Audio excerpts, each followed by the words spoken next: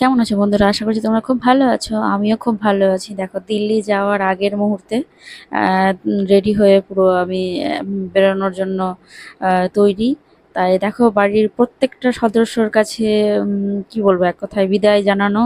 আর একটা মনের ভেতরে তো চাপা আনন্দ আছেই, যেটা আমি তোমাদের বলে বোঝাতে পারবো না। দেখো, বাড়ির প্রত্যেকটা সদস্যের পা ছুঁয়ে আশীর্বাদ নিয়ে বাড়ি থেকে বেরিয়ে পড়লাম। আমার শাশুড়ি মা, শ্বশুরমশাই সবাই গেটে দাঁড়িয়ে রয়েছে আমাদের বিদায় জানানোর জন্য।